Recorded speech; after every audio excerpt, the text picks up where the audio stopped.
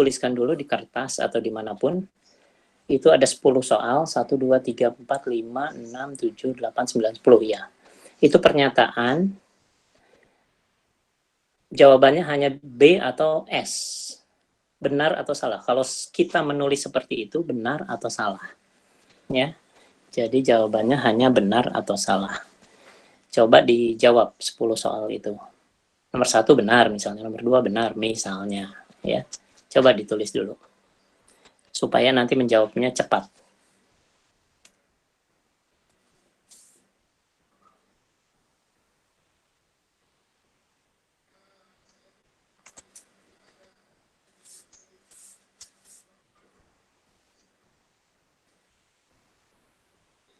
Oke, kalau sudah, kita mulai satu-satu ya. Saya beginikan, artinya itu akan muncul true false, maksudnya untuk untuk kalimat yang itu. Kalimat seperti itu atau penulisan seperti itu benar atau salah. Ya. Sekarang kita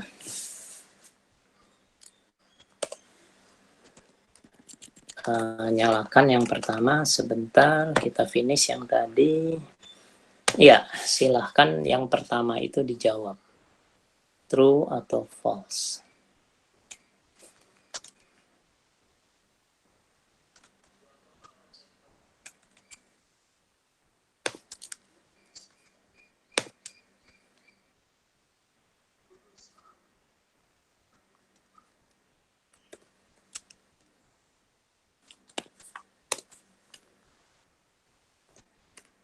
Siap-siap untuk yang kedua ya setelah ini. Kalau yang tidak punya Sokratif boleh di lewat chat ya, silahkan saja biar saya bisa melihat juga jawabannya paling besar, paling banyak.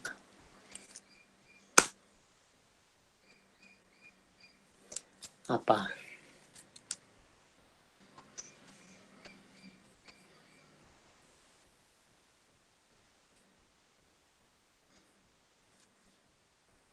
Oke, sekarang nomor 2 ya. Nomor pertama,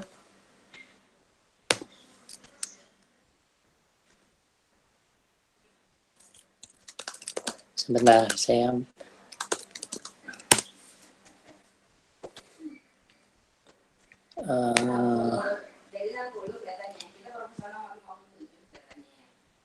ini ada yang baru gabung banyak nih, saya gabungkan dulu sebentar.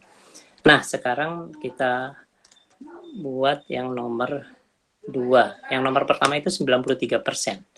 Sekarang siap-siap nomor 2 ya, nomor 2. Silahkan jawab yang nomor 2.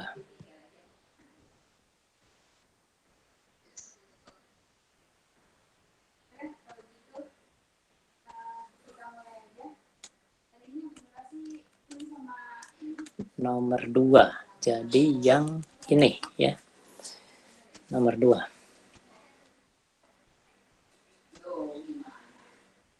Benar atau salah?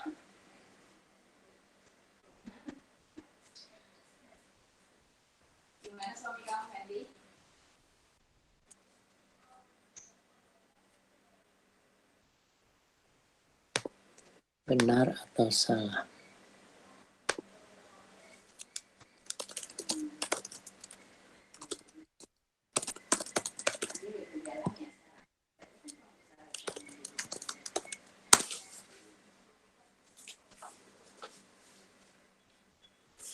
Oke.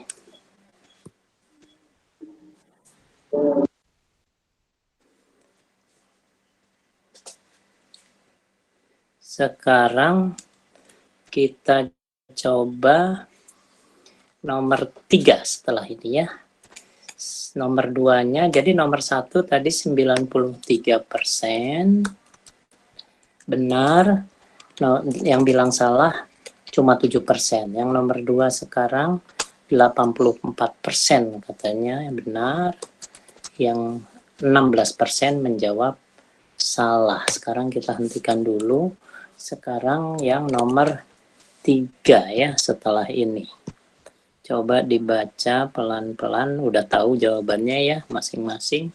Kita langsung true false, silahkan dijawab.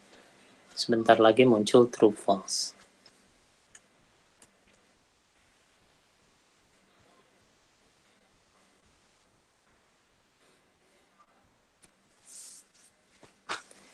Oke.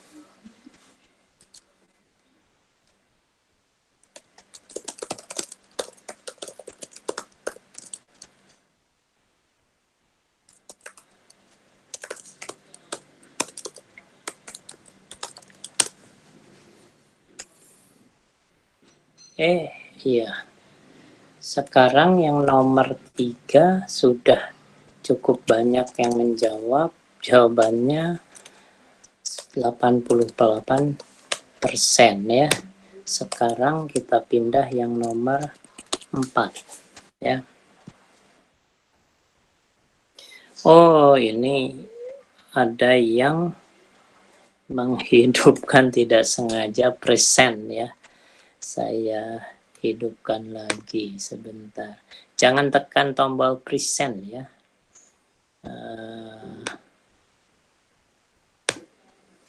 Oke. Sekarang nomor 4. Nomor 4 kalau pakai Sokratif. Oh, nomor 4-nya belum saya hidupkan, sorry. Nomor 4, nah sekarang keluar. Lupa apa.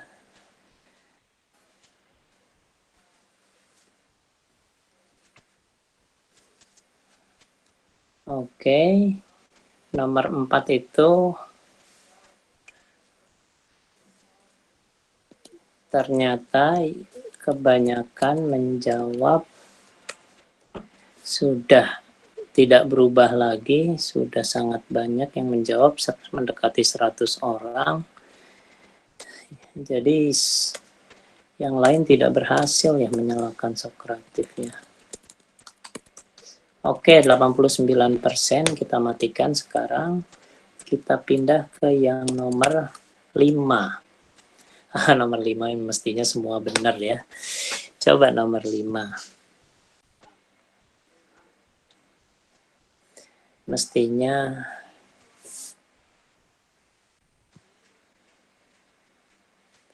nomor 5 silahkan. Untuk yang baru gabung, itu pakai software Sokratif Student ya. Silahkan install dulu. Tapi kalau misalnya tidak bisa, gagal install ya abaikan sajalah. Cukup mengikuti saja.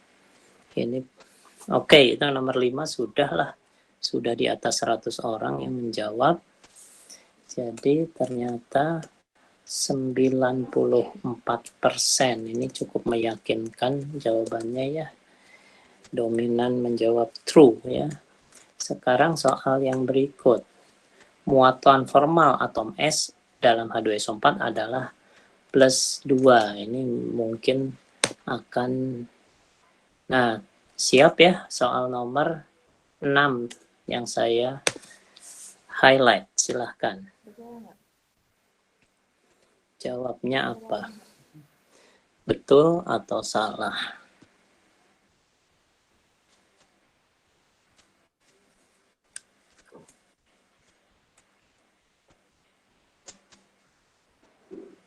Betul atau salah?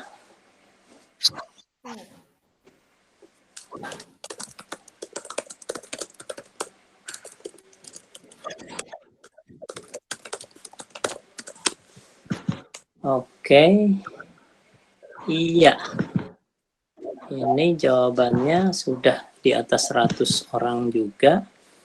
Itu jawabannya adalah 26% benar, 74% katanya salah. Oke. Sekarang berikutnya nomor, saya matikan dulu ya. 26%. Sekarang saya hidup yang berikut ini. Bilang SDS dalam H2, S2, O3 adalah sekian. Coba true false. Saya hidupkan setelah ini, silahkan. Pakai Socrative Student ya kalau bisa, tapi saya terus memantau ini juga, jawaban yang di chatting ya.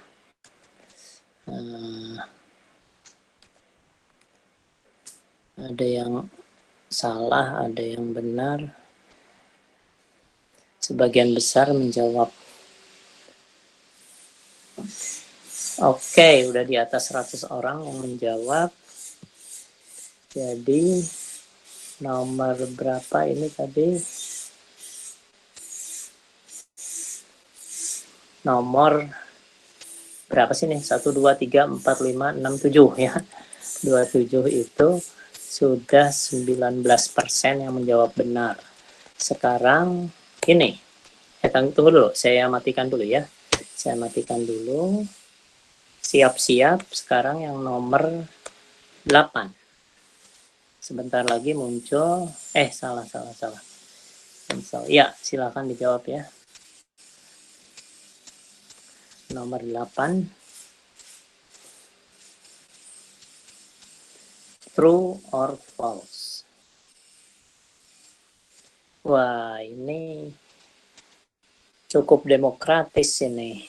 Kalau tadi kan 90-an% atau 20% ke bawah gitu ya, belasan persen. Sekarang ini cukup demokratis ini. Ya.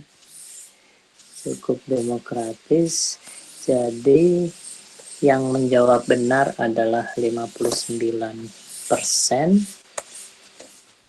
Yang menjawab salah 41%. Oke, saya hentikan dulu. Sekarang soal yang ke-9, hampir selesai. Yang ke-9 ya, siap-siap. Saya hidupkan jawabannya. Silahkan menjawab. Nomor 9 adalah reaksi berikut dapat terjadi pada sel volta. Wah, ini mah Bu Guru, Pak Guru pasti bisa lah. Ya. Tinggal true or false.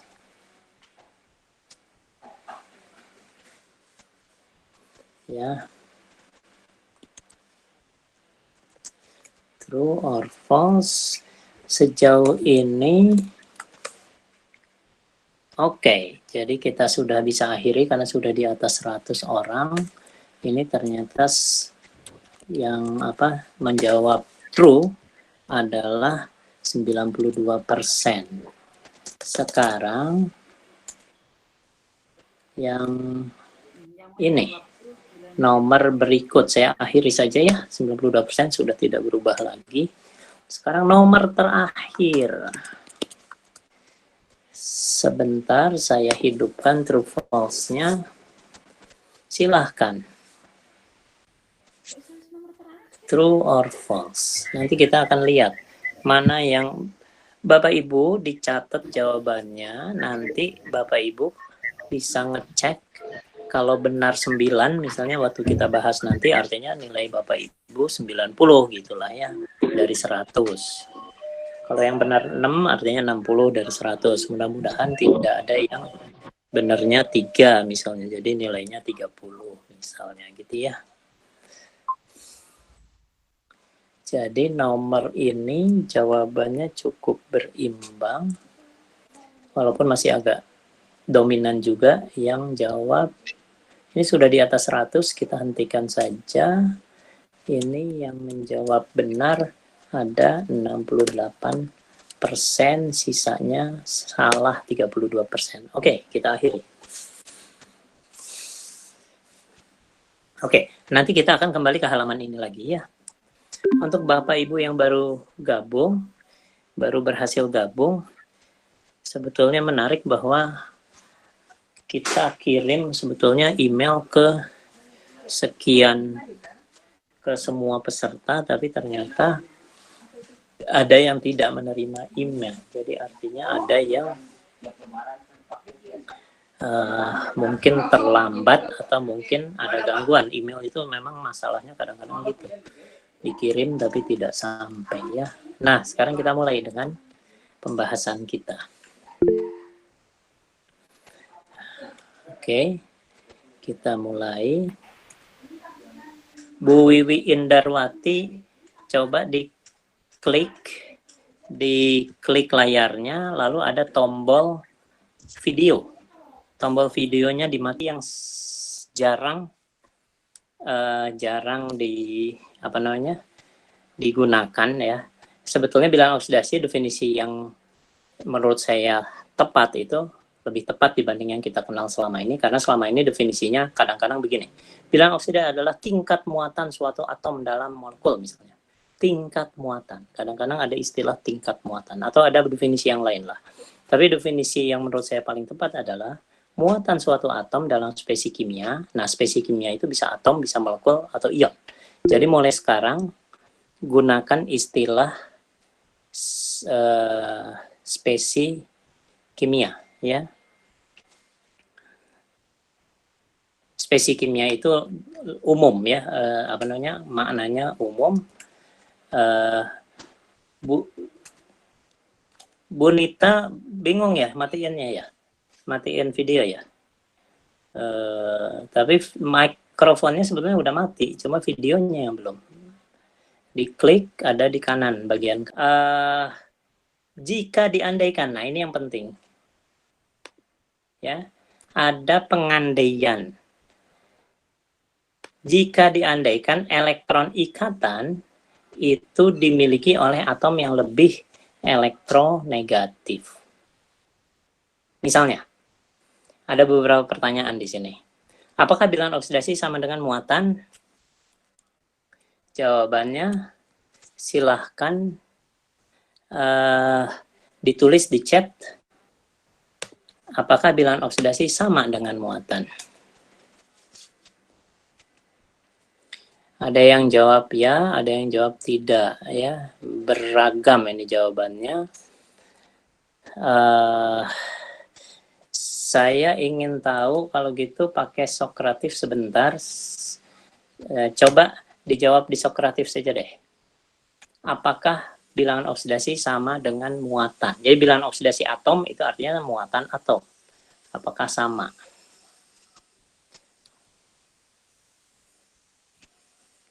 Silahkan pakai Sokratif.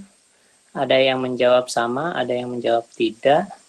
Ternyata itu sekitar 42%. Ya. Sekarang yang berikut. Kalau ini gampang mestinya ya. Berapa bilangan oksidasi Na dalam NaCl? Silahkan dijawab.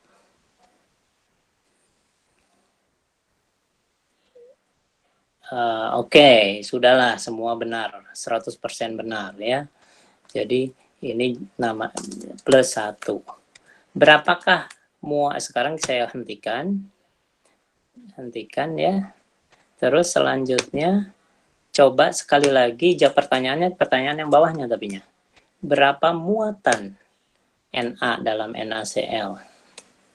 Jawabannya silahkan di Sokratif plus 1. Oke lah. Jadi ini juga sepakat semua plus 1. Ini HCl sekarang. Berapakah muatan H plus dalam HCl? Silahkan sekarang kita main cepat-cepatan saja. Berapa bilangan oksidasinya? Iya, plus 1. Sekarang pertanyaan terakhir. Sebentar. Ini masih pertanyaan yang ini ya. Mayoritas jawab plus 1. Kita akhiri saja. Sudah 70 orang menjawab.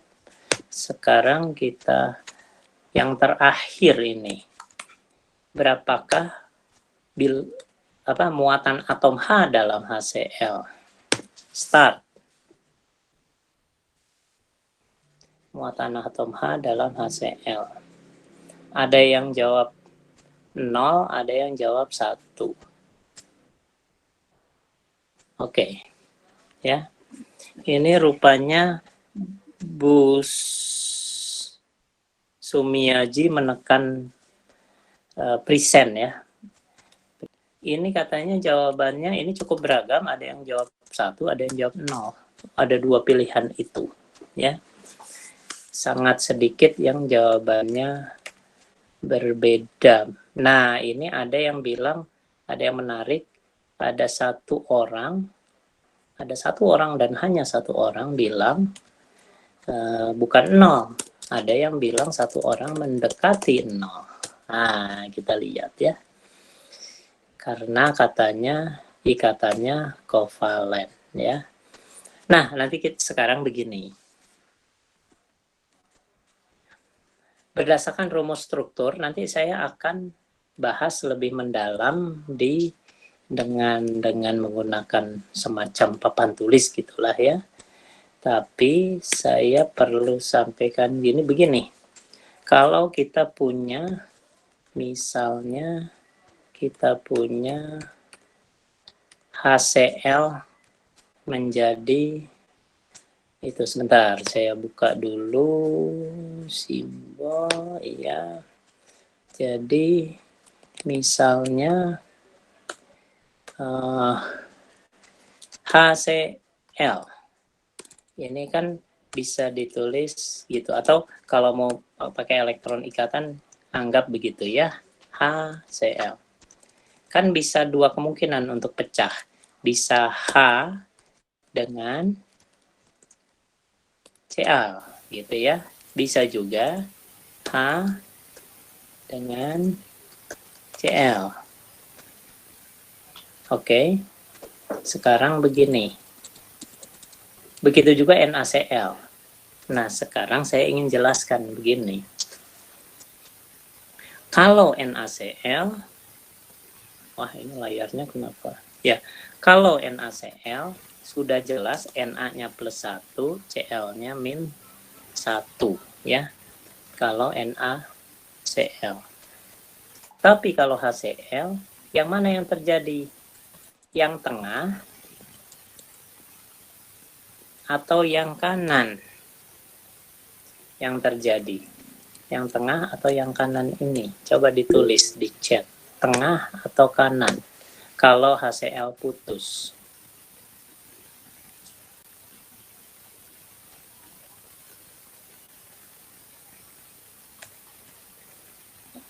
Oke, yang terjadi adalah yang tengah, betul sekali kalau dia dalam air tapinya ya. Jadi H plus Cl min, H plusnya nanti ditangkap H2O menjadi H3O plus. Jadi yang terjadi adalah ini ya. Tapi ketika dalam keadaan terikat, apakah elektron yang sepasang elektron di tengah-tengah itu hanya mengelilingi Cl atau mengelilingi keduanya? Coba tulis, mengelilingi Cl atau mengelilingi keduanya untuk yang di sebelah kiri. Si dua elektron itu mengelilingi keduanya atau mengelilingi Cl saja. Kalau NaCl memang hanya mengelilingi Cl, artinya si H melepaskannya, si Na melepaskannya ke Cl. Tapi kalau ini karena ikatannya bukan ikatan ion, ikatan kovalen. Jadi mengelilingi keduanya, betul sekali, semua sudah menjawab benar. Karena mengelilingi keduanya, maka tidak mungkin jawabannya adalah plus 1. Untuk yang soal terakhir itu. Karena kalau plus 1 itu artinya hanya memberikan elektron kepada Cl. Ya, jadi jawaban plus 1 salah. Kalau jawaban 0, itu kalau H2 atau Cl2. Kovalen murni. Jadi si elektron mengelilingi Cl dengan mengelilingi H-nya sama seringnya. Itu jawabannya jadi 0. Tapi kalau hanya mengelilingi Cl jadi plus 1 kenyataannya.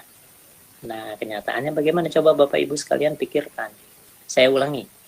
Kalau seperti NaCl, HCl itu seperti NaCl, si H memberi kepada Cl, jadi si elektron akhirnya hanya mengelilingi Cl, maka muatannya adalah plus 1. Ya. Tapi kalau dipakai bersama dan dipakai bersamanya secara adil, dua elektron itu melihat menggunakannya secara adil, jadi secara rata-rata akhirnya H punya 1, Cl punya 1. Karena misalnya selama 24 jam 12 jamnya akan kelihatan ada di H, 12 jam ada di CL, kira-kira gitulah. Waktu gantian. Tapi kalau misalnya kita pakai stopwatch, pas masuk H, nyalain stopwatch hidrogen. Pas masuk CL, nyalain stopwatch CL. Maka kalau 24 jam kita amati, maka 12 jam di H, 12 jam di CL. Itu kalau kovalen murni. Kenyataannya gimana coba kira-kira? Dia lebih sering mengelilingi CL atau mengelilingi H? Silahkan ditulis. Kan sudah tahu semua. Dominan ke CL. Tapi tidak sepenuhnya di CL. Jadi gimana dong muatannya? Muatannya adalah H-nya plus delta, CL-nya min delta. Berapakah delta? Deltanya bilangan antara 0 dan 1. Bagaimana menentukannya? Harus ada percobaan yang canggih atau dihitung secara kuantum. Jadi, saya ulangi. Muatan H bisa saja 0 plus 0,15, muatan CL min 0,15. Itulah yang disebut muatan aktual, muatan yang sesungguhnya. Dia berada di antara dua ekstrim. Ikatan ion bukan, karena kalau ikatan ion itu plus 1 min 1. Ikatan kovalen murni bukan juga, seperti H2, CL2, Br2, I2, N2, O2, bukan murni. Kalau murni 0, 0. Kalau ikatan ion plus 1 min 1. Kalau ini berada di antara dua ekstrem itu, makanya H-nya plus.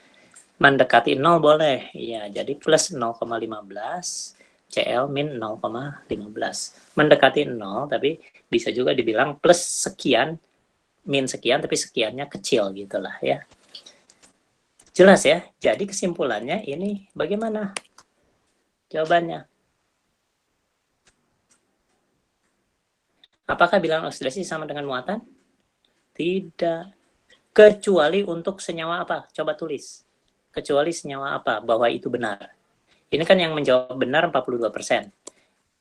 Senyawa ion, betul. Kalau senyawa ion, bilangan oksidasi sama dengan muatan. Tapi kalau senyawa kovalen, bilangan oksidasi berbeda dengan muatan.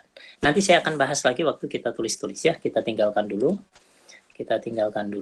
Sekarang berdasarkan rumus struktur nanti saya akan bahas belakangan ya. Nah, sekarang aturan bilangan oksidasi ini kita lewatkan saja ya, kita lewatkan dulu. Ini juga kita lewatkan dulu, tapi ini bisa lah kalau aturan bilangan oksidasi. Ini jawabannya berapa, tulis. Yang pertama sudah tahu kalau ini kan ya. Yang H plus 1, plus 1 ya. Yang ini, yang kedua sudah tahu ya. Yang kedua plus 6 ya. Yang ketiga, SO3. Ini bukan SO3 min maksudnya, SO3 aja. Jawabannya berapa? Nomor ini.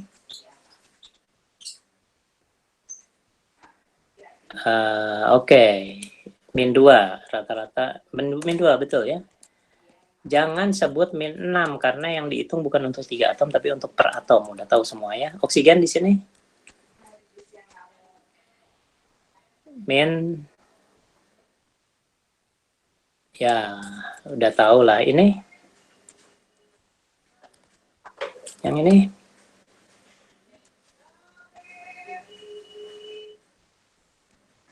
Min, karena CS plus 1 golongan 1 jadi O-nya min setengah. Ini namanya oksida kalau min 2. Ini namanya peroksida. Jadi ini namanya nih, menarik nih. Ini oksida. Ini namanya yang min 1 peroksida. Yang min setengah superoksida. Gitu ya. Jadi namanya oksida, peroksida, dan superoksida. Ini Mg ya jelas plus 2 karena golongan 2. HNA dalam NaH. Yang ini. Udahlah, udah tahu semua ya. Berapa?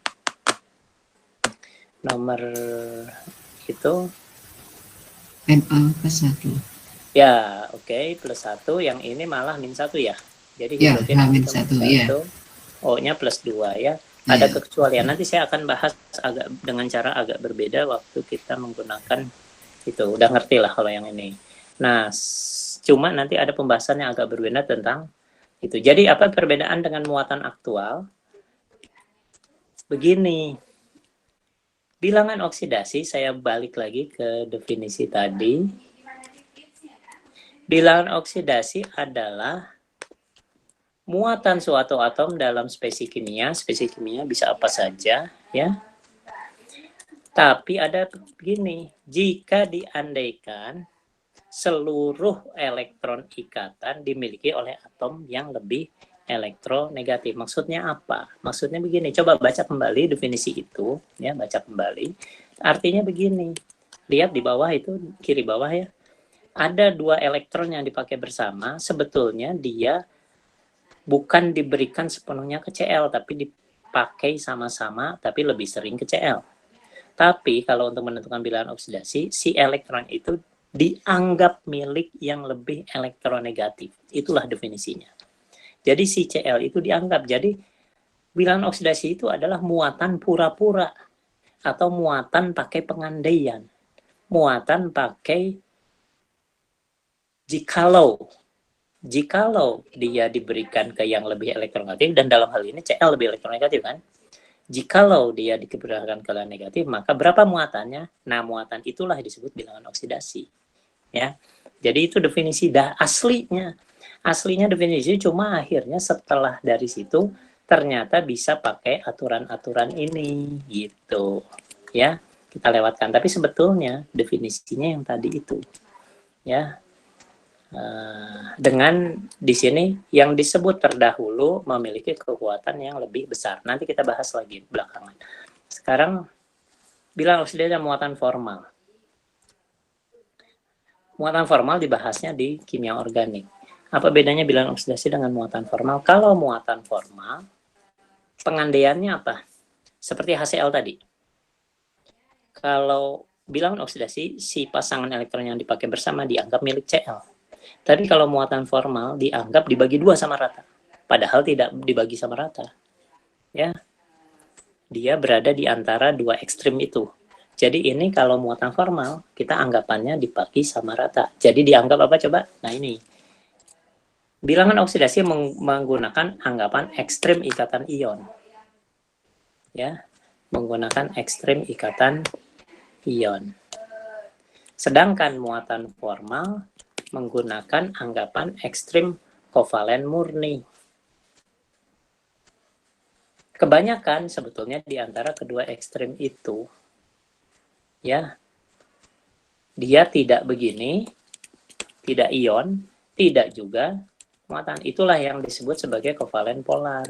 Jadi seperti HCl tadi, HCl itu H mau ngasih sepenuhnya ke Cl enggak rela, mau berbuat adil enggak sanggup, kira-kira gitulah. Ya. Kalau adil itu kan sama rata sama rasa, gitu kan ya. Jadi muatannya akan 0. Tidak terjadi. Mau ngasih tidak rela, mau berbagi tidak sanggup, itulah kira-kira. Itu keadaan yang itu. Ya, muatan formal itu sebetulnya untuk kovalen bisa pakai muatan formal, bisa pakai bilangan oksidasi. Ada dua konsep itu, dua-duanya bisa dipakai kan? Muatan formal. Tapi sebetulnya untuk ikatan ion pun boleh-boleh saja pakai muatan formal. Jadi, oh enggak. Untuk kovalen saja, betul. Hanya untuk kovalen. Tapi untuk kovalen, bisa pakai konsep muatan formal, bisa pakai konsep bilangan oksidasi, tergantung kita mau kepentingannya apa. Oke, ini pengaruh resonansi nanti kita bahas. Penyetaraan. Nah, ini yang saya ingin tegaskan. Penyetaraan itu kan ada dua cara. Ada cara bilangan oksidasi, ada cara yang katanya namanya adalah setengah reaksi ya.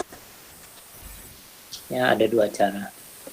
Nah, kalau kita pakai kurikulum berbasis konsep, poinnya begini. Yang ditekankan adalah kompetensi dia, bahwa dia bisa menyetarakan. Caranya silahkan siswa memilihnya. Makanya kayak Cambridge Test misalnya, tes Cambridge International Test on Chemistry misalnya. Tidak pernah ada soal, coba setarakan pakai cara bilangan oksidasi, atau coba setarakan pakai setengah reaksi. Yang ditanyakan, coba setarakan. Ya. Jadi asal dia kompeten untuk menyetarakan, pilihan cara diserahkan ke murid. Jadi kalau murid sukanya bilang oksidasi, silakan aja bilang oksidasi saja. Kalau dia suka setengah reaksi, silakan setengah reaksi. Kecuali nanti kalau udah setengah sel, bicara sel, mau tak mau setengah sel itu harus kita tuliskan gitu kan ya. Tapi kalau untuk menentukan penyetaraan, dia tidak boleh dipaksa untuk menggunakan satu cara. Ya, jadi ada dua cara, yang satu berdasarkan bilangan oksidasi, yang satu berdasarkan muatan spesies kimia zat yang terlibat. Nanti kita akan lihat. Nah, penyetaraan itu langkah-langkahnya ini. Tapi saya akan lewat dulu aja karena Bapak Ibu sekalian saya kira sudah tahu, tapi saya akan bahas nanti pada saat kita menulis di papan ya. Nah, ini sekarang masalahnya. Kalau misalnya ada soal kayak gini. SCN, S-nya mengalami oksidasi, C-nya mengalami oksidasi, N-nya mengalami oksidasi, yang mengalami reduksi cuma Mn. Bagaimana menangani oksidasi yang terjadi pada banyak unsur dalam satu spesies kimia. Nah, itu kita akan bahas nanti ya. Kita lewat dulu. Sekarang sel elektrokimia. Sel elektrokimia adalah suatu perangkat yang dapat mengubah, ini sudah tahulah ya, energi listrik menjadi energi kimia dan sebaliknya. Macam-macam sel elektrokimia, ada sel Galvani, ada sel Volta. Ini sebetulnya dianggap sinonim ya, ini dengan ini. Ada juga sel elektrolisis. Sel Volta itu adalah sel elektrokimia yang dapat mengubah energi kimia menjadi energi listrik. Tapi ada definisi lain kalau misalnya kita tidak ingin menggunakan konsep energi. Kalau tidak ingin pakai konsep energi, maka kalimatnya begini. Maka kalimatnya adalah sel elektrokimia itu adalah sel Volta adalah sel elektrokimia yang dapat memanfaatkan reaksi kimia. Dalam hal ini reaksi titik-titik, apa titik-titiknya silahkan.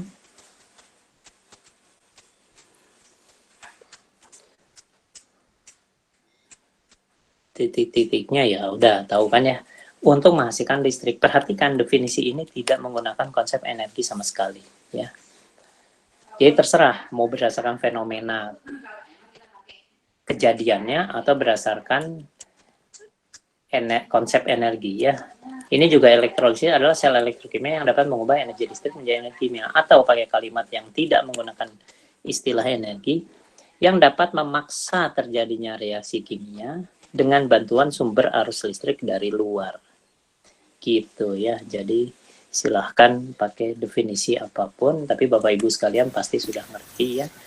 Ini contohnya. Jadi ini adalah, coba kita lihat. Di sini ini kira-kira apa ya? Kalau sel Daniel itu maksudnya adalah sel yang CuZN ya. Contoh pertama guru-guru se-Indonesia kayaknya sepakat semua ya. Apapun provinsinya, dimanapun sekolahnya, SMA atau SMK atau madrasah aliyah, selalu contohnya adalah, contoh pertama adalah CuZN gitu ya. Padahal bisa juga Ag plus dengan Fe misalnya gitu atau apa, tapi selalu contohnya CuZN ya. Nah, oke, suara saya katanya terputus. Coba tuliskan siapa yang terputus-putus, mana yang jelas. Siapa yang menerima suara saya jelas? Siapa yang menerima suara saya putus-putus? Oh, ada yang jelas juga ya. Oke, tapi untuk masih cukup banyak, tadi ada yang nulis putus-putus. Jadi Bu Nusanti, tolong matikan videonya Bu Nusanti. Yes, Pak. Matikan. Caranya adalah dengan mengklik layarnya. Coba klik layarnya.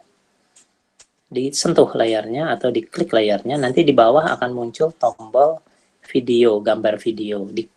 Ada 3 serangkai di bawah. Dari 3 serangkai itu yang kanan. Yang kanan diklik. Disentuh dulu. Bu Nusanti, disentuh dulu. Ini yang warna kecoklatan itu, yang kanan itu adalah Cu ya. Dicelup pada Cu sulfat. Ada jembatan garam, ada itu, lalu dia akan menghasilkan listrik, beda potensialnya 1,1 volt. Ya, seperti itu. Jadi kalau misalnya kita lihat videonya, nanti kita lihat videonya belakangan ya. Jadi sel volta adalah tadi seperti sudah disebutkan, itu adalah sel elektrokimia yang mengubah energi kimia menjadi energi listrik. Artinya ada reaksi kimia yang spontan, redox, tapi kita buat supaya dia bisa menghasilkan energi listrik. Nah, nanti akan kita bahas belakangan pendekatan bagaimana menjelaskan itu dengan pendekatan 3 dunia. Ada dunia lambang, dunia makroskopik, dengan dunia submikroskopik. Ya, dunia lambang itu ya menulis reaksi itu dunia lambang ya, Cu2 plus tambah Zn menjadi Cu tambah Zn2 plus itu dunia lambang. Kalau dunia makroskopik, gambar 2 gelas dan sebagainya itu makroskopik ya. Terus satu lagi, sebentar. Ya, satu lagi adalah dunia submikroskopik. Bagaimana menjelaskannya di tingkat atom dan molekul. Nanti, nah ini saya akan tunjukkan the power of whiteboard. Bahwa whiteboard itu kadang-kadang tidak bisa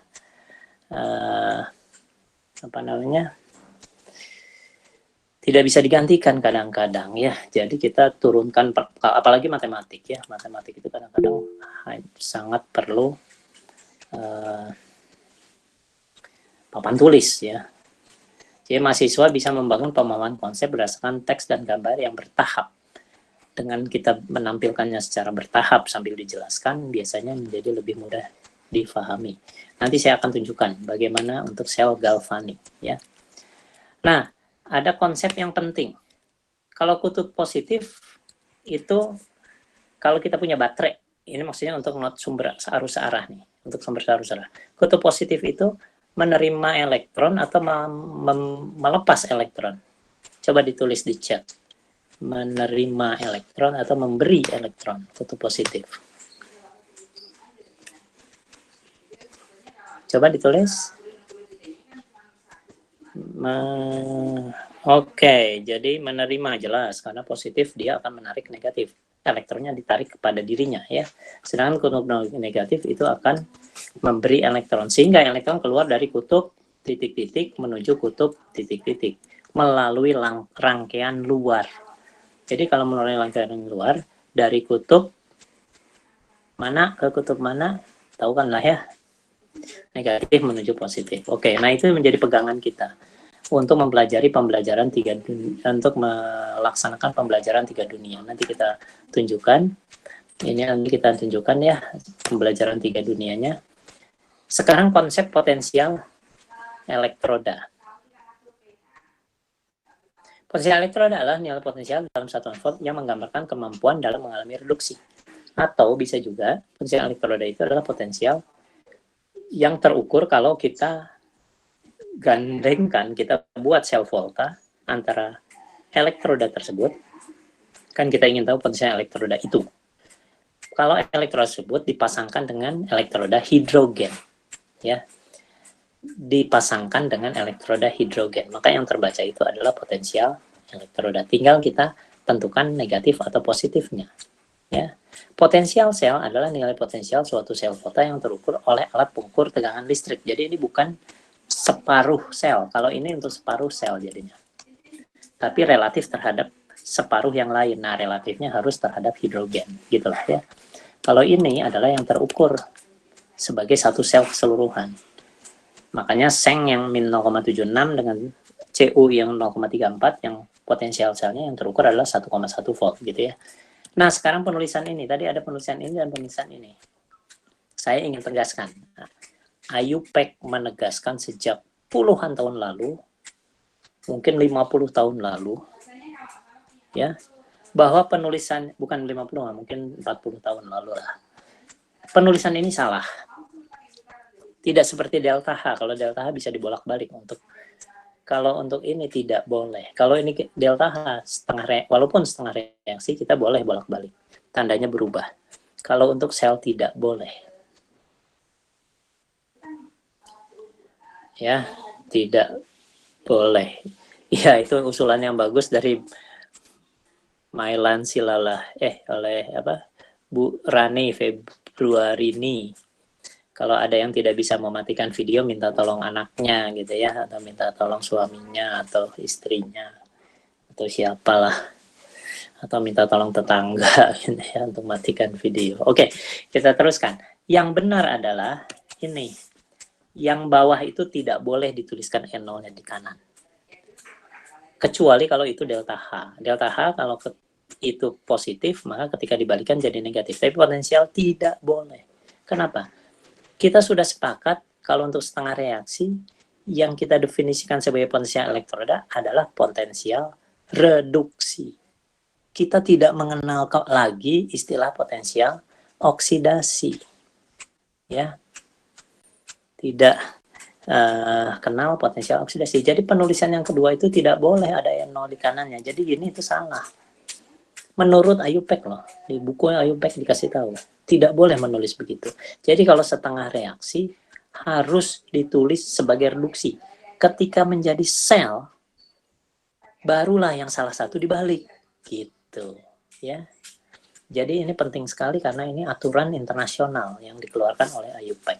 Bagaimana menentukan potensial elektroda? Konsep potensial elektroda rujukan adalah pakai elektroda hidrogen tadi udah disebut, dan konsepnya berkompromi dengan beda potensial listrik dalam fisika. Nanti saya akan jelaskan belakangan ya. Saya akan jelaskan belakangan. Elektroda hidrogen gambarnya silakan Bapak Ibu cari nanti ya. Kita cepat saja dulu. Nah, sel elektrolisis adalah apa? Tadi sudah disebutkan. Sel elektrolisis adalah sel elektrokimia yang bisa mengubah energi listrik menjadi energi kimia. Atau kalau pakai bahasa fenomenologis, artinya apa yang kita amati, tidak pakai konsep energi. Sel elektrolisis adalah sel yang bisa memaksa terjadinya reaksi kimia dengan bantuan listrik. Ya. Nah, sekarang saya balik ke soal ini. Nah, ini. Reaksi berikut dapat terjadi dalam sel volta. Benar. Karena Cu lebih mudah mengalami reduksi.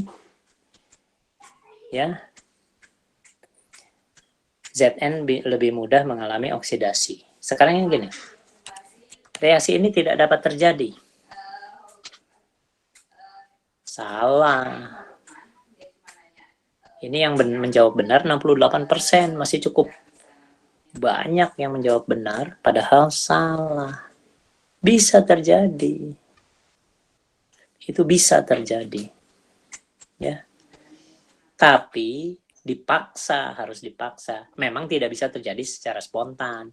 Maksudnya Cu dimasukin ke Zn2+ lalu bereaksi, memang tidak bisa. Tapi jangan bilang reaksi berikut tidak dapat terjadi. Bisa, tapi dengan bantuan listrik dari luar, gitu kan. Potensial selnya negatif, iya. Jadi, ya itu permainan kata. Memang harus baca benar ini. Ya. Kalau disebut tidak dapat terjadi, artinya nggak bisa terjadi sama sekali, kan. Oke, kita teruskan. Ini udah, nanti ini saya ulang lagi boleh. Nanti ada yang minta ini diulang lagi, nantilah ya. Reaksinya tidak spontan memang. Elektroda hidrogen sudah. Nah, konsep notasi sumber arus, silakan digambar sumber arus itu ada garis panjang, ada garis pendek gitu ya. Sel elektrolis digunakan untuk ngebalik reaksi. Jadi untuk yang istilahnya sehari-hari nge-charge aki gitu ya. Mengisi sel Daniel dan sebagainya. Ya. Terus reaksi pengisian sel Daniel itu adalah yang tadi itu, yang terbalik itu ya. Jadi tidak harus disebut spontan atau tidak, Bu Sri Utami sebetulnya. Justru malah tidak disebut. Contoh misalnya gini. Konfigurasi elektron konfigurasi elektron Na misalnya ada A B C D E. Jawabannya ya. Yang A 1s2, 2s2, 2p6, 3s2 misalnya dan seterusnya. Lalu ada salah satu jawabannya 1s2, 2s2, 2p5, 3s2. Ya. Saya ulangi. Ini contoh-contoh soal ya. Ini agak agak mengelantur untuk menunjukkan bahwa soal itu mahasiswa itu harus dilatih untuk berpikir hati-hati. Misalnya gini,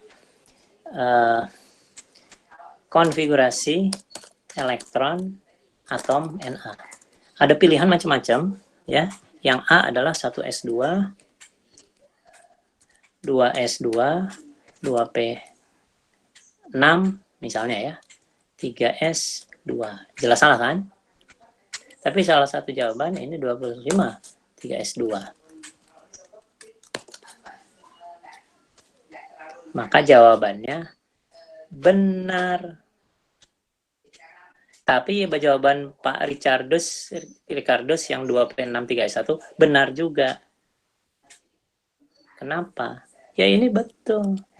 Konfigurasi elektron atom Na dalam keadaan tereksitasi. Kan tidak disebut keadaan dasar. Konfigurasi elektron atom Na itu benar. Tapi kalau disebut konfigurasi elektron pada keadaan dasar, baru salah. Karena keadaan dasar ini harus 6 gitu loh. Jadi mahasiswa itu harus dibiasakan untuk berpikir juga. Ya. Kalau misalnya dalam keadaan dasar harus itu. Kalau ini jawabannya salah. Tapi saya ulangi tadi, kalau keadaan dasarnya dihapus, makanya harus keadaan dasar wajib ditulis kalau mau jawabannya 2P6, 3S1 gitu kan ya. Itu contoh saja ya. Oke. Perilaku di tingkat atom dan ion. Ini nanti kita bahas. Notasi sel itu bagian kiri harus, ini ada notasi sel, tidak dibahas di SMA, mungkin beberapa sekolah mungkin membahasnya.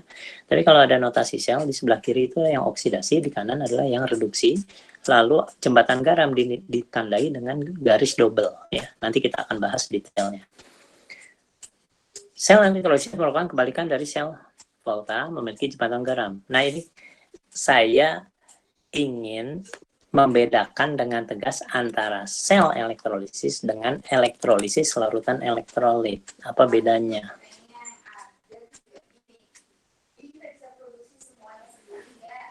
Bedanya adalah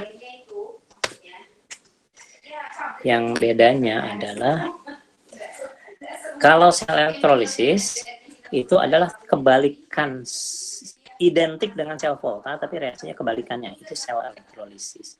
Tapi elektrolisis larutan elektrolit, kedua elektroda itu dimasukkan ke dalam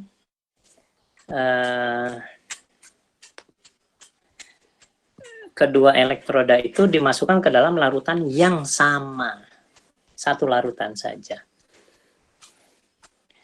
Iya, jadi Pak Bagus kalau ada D terisi segala macam ya boleh-boleh saja, asal jumlah elektronnya tetap 11 gitu. Itu semua konfigurasi elektron Na, tapi bukan Na keadaan dasar gitu ya. Ya Mbak Rizal nanti nanya langsung nulis di situ juga bisa, atau nanti kita tanya jawab ketika kita beralih ke layar ya. Ini contohnya sel elektrolisis, beda dengan yang ini. Mana? Nah ini kalaupun ini dikasih baterai di luarnya, itu elektrolisis juga, kasih baterai di luarnya, tapi terpisah kan, itu sel elektrolisis. Tapi dua-duanya harus dikuasai oleh siswa, baik yang begini, elektrolisis yang begini, maupun elektrolisis yang dalam satu larutan. Nanti harus bisa membedakan keduanya apa. Ya, jadi seperti itu. Nah, sekarang sebentar. Ini jadi disebutnya elektrolisis larutan elektrolit. Ini saya beri tahu nih, ini apa yang terjadi. Yang terjadi adalah ini yang panjang adalah Cu, yang pendek itu adalah platina. Lalu kita elektrolisis, kita atur supaya si Cu-nya dihubungkan dengan kutub apa ya enaknya, kutub negatif saja lah ya. Jadi si Cu ini yang panjang, kabel elektronnya panjang ini hubungan ke kutub negatif, sedangkan si platina ini dihubungkan ke kutub positif. Maka CuSO4 akan terurai, ini larutan CuSO4-nya akan menjadi Cu2+ dan SO4-. Cu2+-nya kemana? Cu2+-nya ke elektroda yang panjang atau yang pendek? Coba ditulis panjang atau pendek.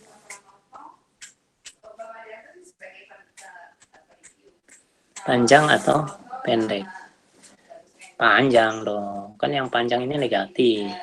Yang pendek itu positif. Maka si Cu2 plus datangnya ke yang negatif dong.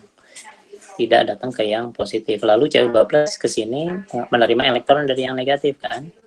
Jadi Cu, lalu SO4- datang ke sini. Tapi SO4- adalah elektroda yang sulit mengalami oksidasi. Nantilah kita bahas itu. Nah, ini contoh lagi larutan elektrolit jadinya nih. Elektrolisis dalam satu larutan saja, tidak ada jembatan garamnya. Ya.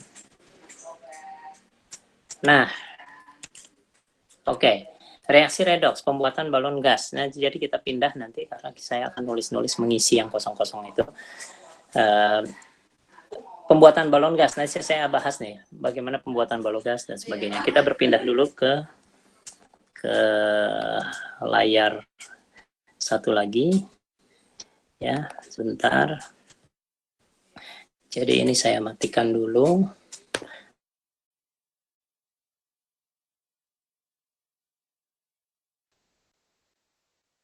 SMA ya. Jadi semuanya sesuai aturan Lewis. Nah, sekarang apa itu bilangan oksidasi menurut definisi tadi ya? Definisinya adalah apa tadi? Bilangan oksidasi adalah bilangan adalah muatan atom kalau dianggap elektron ikatan dimiliki oleh atom yang lebih elektronegatif. Sekarang kita lihat satu-satu ya. Misalnya kita lihat pakai warna hijau saja. Elektron ini, perhatikan itu yang saya lingkari hijau, itu dianggap milik O atau milik H. Tulis di situ, di chat. Dianggap milik O atau milik H. Milik yang lebih elektronegatif. Tentunya milik O ya. Yang ini dianggap milik siapa? Yang saya lingkari berikutnya itu. Milik. Ditulis di chat. Ini chatnya saya kok tidak kelihatan ya chatnya. Kayak agak hang. Suara saya masih kelihatan kan? Ya, oh udah kelihatan sekarang layarnya. Iya. Milik O dong. O lebih elektronegatif dari S ya. Ini milik O. Ini milik O. Setiap elektron ikatan kita lihat. Ini milik O. Ini juga milik O. Akhirnya apa? O ini akhirnya punya 8 elektron. Ini punya 0, tidak ada. Ini punya 8. Ini punya 8. Ini punya 8. H punya 0. Apa yang terjadi? S punya berapa jadi elektron valensi yang dimiliki S? Nggak ada kan? Tidak ada. Karena S itu semua seolah-olah diserahkan ke oksigen atas, oksigen bawah, oksigen kanan, oksigen kiri. Sehingga dia tidak punya elektron lagi. Makanya S menjadi, karena itulah S menjadi bilangan oksidasinya plus 6. Itu sebetulnya awalnya definisi bilangan oksidasi itu. Plus 6-nya karena apa? Karena tadinya S punya 6 elektron terluar, sekarang cuma tidak punya. Kehilangan 6 elektron, makanya plus 6. Oksigen, tadinya punya 6, sekarang punya 8 kan? Makanya dia min 2. Ini min 2. Ini min 2. Ini plus 1. Nah, itulah definisi bilangan oksidasi. Ya. Jadi bilangan, tapi akhirnya daripada kita harus selalu menggambar struktur, akhirnya dibuatlah aturan. Jadi definisinya sebetulnya begitu. Sekarang saya beri contoh yang bawah. S punya 6. 1, 2, 3, 4, 5, 6. Ya. Oksigen punya 6. 1, 2, 3, 4, 5, 6. Ini oksigen punya 6. 1, 2, 3, 4, 5, 6. Hidrogen punya 1. Hidrogen punya 1. Lalu O ini punya 1, 2, 3, 4, 5, 6. Ini 1, 2, 3, 4, 5, 6. Ya. Akhirnya S punya berapa? Oh, ini punya berapa? Kita lihat, saya lingkari sekarang pakai warna merah ya. Jadi S ini punya 8. Oh, oksigen maksud saya. Ini oksigen punya 8. Ini oksigen ini punya 8. H punya 2, ya selalu H duplet ya. S punya, coba dihitung ada berapa? Tulis. Iya, ada 12. ada 12. Sekarang kita coba pakai cara yang sama tadi. Ya, setiap yang ada di irisan elektron ikatan ini, kita tanya ini milik siapa? Dianggap milik siapa? Ingat, bukan milik siapanya, tapi dianggap milik siapa, karena definisi bilangan oksidasi adalah dianggap. Ini dianggap milik O, ini dianggap milik O, ini dianggap milik O. 4 ini dianggap milik O, 4 ini dianggap milik O. Tetap saja, S-nya akhirnya kehilangan semuanya, sehingga padahal S punya 6 aslinya, jadi dia plus 6. Tetap sama ya. Tapi muatan formalnya berbeda. Muatan formalnya kita lihat ya. Ruangnya tidak cukup, kita hapus saja dulu yang ini ya. Oke, jadi ini kita hapus. Apa yang itu terlepas? Ini misalnya saja, saya ulang gambar ya. 1, 2, 3, 4, 5, 6. O punya 1, 2, 3, 4, 5, 6. H punya 1. Di sini O punya 6. O ini punya 6 juga. Ini O punya 6. Ini H punya, ini 6 sampai sini, H punya 1. Nah, gitu. Sekarang saya tanya muatan formal sekarang. Berapa muatan formal oksigen ini? Silahkan. Nah, yang benar mana, yang atas atau yang bawah? Ya, nanti kita bahas. Ada Bu Sofia Akbar sudah membuat pertanyaan yang bagus itu. Yang benar itu yang atas atau yang bawah. Jadi di sini oksigennya kan punya mana? Ini oksigennya punya mana nih? Ini ya. Punya 8 ya. Mana yang benar? Nanti sebelum saya menjawab mana yang benar, jawab dulu ini. Ini muatan formal berapa? Jadi yang kiri itu kita pakai untuk bilox, yang kanan itu kita pakai untuk muatan formal. Berapa coba oksigen itu muatan formalnya?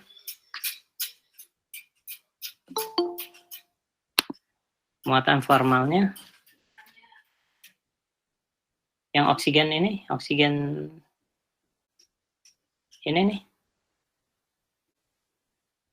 Gini cara menentukannya. Kalau muatan bilangan oksidasi tadi, elektron ini dianggap, elektron yang ini dianggap milik yang lebih elektronegatif. Kalau muatan formal, maka elektron itu tidak dianggap milik yang elektronegatif, tapi dibagi 2 sama rata. Ini dibagi 2, ini dibagi 2, ini dibagi 2. Ini setiap ikatan selalu bagi 2, ini bagi 2, dan seterusnya. Pokoknya setiap ada elektron yang dipakai bersama, dibagi sama rata. Itulah muatan formal. Sehingga oksigen sekarang yang tadinya punya 6, dia punya 7. Nambah 1 elektron, jadi -1.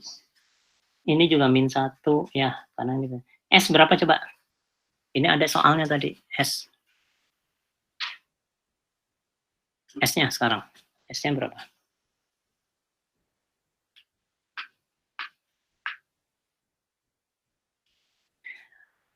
Yang ini bukan untuk siswa, Bu. Memang muatan formal tidak untuk siswa, untuk guru supaya tahu. Ya. Plus 2 ya, karena S itu punya 4 ya. Atas 1, dari kiri kanan 1, kiri 1, bawah 1. Jadi ada dia punya 4. Aslinya punya 6. Dia kehilangan 2 elektron. Makanya si S plus 2. Coba kalau dihitung. H-nya berapa? Coba yang H sekarang. H-nya berapa? Muatannya berapa H-nya? 0 ya, karena H JH-nya punya 1. Aslinya memang punya 1, sekarang punya 1. Jadi ini 0. Coba dijumlahin semuanya. O-nya yang atas -1, bawah -1. Yang kanan ini berapa? Oksigen yang ini. Muatan formalnya. Tapi ini dipakainya biasanya di organik ya. Tidak untuk senyawa anorganik kayak gini. 0, karena oksigen itu akhirnya punya 6. Aslinya punya 6. Jadi oksigennya ini 0. Jadi oksigen kiri, oksigen kanan 0, hanya 0, hanya 0. Tapi oksigen atas -1, oksigen bawah -1. S-nya plus 2. Total kan 0 juga ya. Muatan total itu harus 0. Coba bandingkan dengan yang ini. Yang saya ingin tunjukkan adalah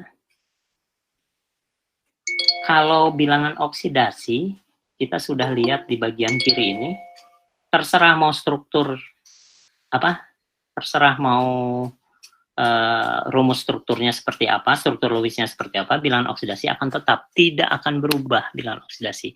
Karena itulah orang akhirnya bisa pakai aturan-aturan, ya. Kalau ini tergantung strukturnya. Jadi kalau misalnya kita gambarkan ini seperti ini, nah seperti ini gini, maka muatan formalnya jadi silahkan Bapak Ibu sekalian nyoba sendiri, ini nanti dibagi dua ya. Kalau ini ada dua, ini dibagi dua. Pokoknya setiap ada dua ini, ada 4 dibagi dua ke atas, 2 ke bawah, pokoknya pakai yang ini. Sehingga S-nya itu berapa? Kita lihat, 1, 2, 3, 4, 5, 6. Jadi S-nya 0. Bilangan muatan formalnya 0 semua. Silahkan nanti dicermati sendiri ya. Silahkan dicermati di rumah karena waktunya terbatas. Intinya adalah apa? Intinya adalah muatan formal dipengaruhi oleh struktur elektron. Nah, sekarang pakai Sokratif coba. Saya ingin tanya. Sokratif. Finish yang tadi.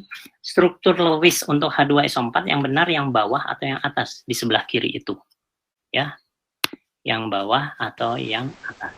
Pilih yang bawah. Pilih true kalau yang atas. Pilih false kalau yang bawah. Silahkan pakai Sokratif. Pilih true kalau yang atas, pilih false kalau yang bawah.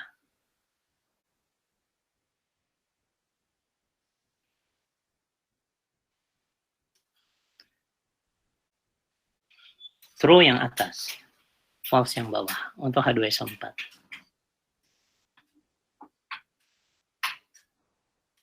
Ya, yang benar ya. Yang benar. Yang benar secara keseluruhan lah, secara dari berbagai sudut pandang. Dari berbagai sudut pandang, benar, yang benar, yang atas atau yang bawah. Oke, sudah baru 50 sekian orang yang ini, yang menjawab. 60 orang. Kita akhiri sajalah, tidak bergeser lagi sekarang. Jadi akhirnya jawabannya katanya ini 68% yang jawab, yang bawah yang jawab adalah 32%. Oke, tidak bergeser lagi, kita matiin aja lah, sudah konstan ya. Nambah yang milih tapi itu. Yang benar adalah, sekarang saya beritahu begini. Kita lihat panjang ikatan. Panjang ikatan SO ke atas dengan SO ke OH. Jadi kita lihat panjang ikatan ke sini dengan panjang ikatan ke kanan. Ya, sama-sama ikatan tunggal, cuma yang satu katanya kevalen koordinasi. Ya, karena elektronnya sama-sama 2, tapi 2-nya berasal dari S. Yang ke kanan sama 2 juga elektronnya, tapi 1 dari O, 1 dari S, gitu kan. Itu sebagian besar guru, struktur yang benar yang atas. Panjang ikatannya mestinya sama kan ya, karena sama-sama ikatan tunggal. Tapi apa hasil percobaan? Hasil percobaan, panjang ikatan yang ke kanan dibanding yang ke atas, itu serupa dengan perbandingan ikatan CC etana dengan CC etena. Jadi yang ke atas lebih pendek. Di mana perbandingan yang ikatan ke kanan dengan ke atas perbandingannya seperti etana dan etena. Oke, itu dari sisi panjang ikatan. Sekarang dari sisi energi ikatan. Ternyata energi ikatan SOH tidak mirip dengan energi ikatan SO ke atas. Kalau mirip, itu artinya sama-sama tunggal kan? Kalau energi ikatannya mirip. Ternyata perbandingan energi ikatan antara yang ke kanan dengan ke atas, perbandingannya seperti energi ikatan dalam bentuk perbandingan ya, bukan angkanya sama ya, tapi perbandingannya. Sama seperti pembandingan energi ikatan CC tunggal dengan CC rangkap. Kesimpulannya apa? Ini yang benar. Ya. Karena ada dua percobaan yang menguatkan. Pertama dari sisi panjang ikatan, ke kanan ke atas itu lebih pendek karena ikatannya lebih kuat. Yang kedua dari sisi energi ikatan. Panjang ikatan maupun energi ikatan menunjukkan bahwa yang ke atas itu rangkap, yang ke kanan adalah tunggal. Jadi yang atas salah. Ya. Itu. Lalu bagaimana kalau gitu ya? Kenapa yang atas salah? Sebetulnya begini, aturan oktet, ini sebenarnya nanti dibahasnya di struktur dan ikatan kimia nanti ya, bukan di bilangan oksidasi, tapi nanti kapan-kapan bisa kita itu.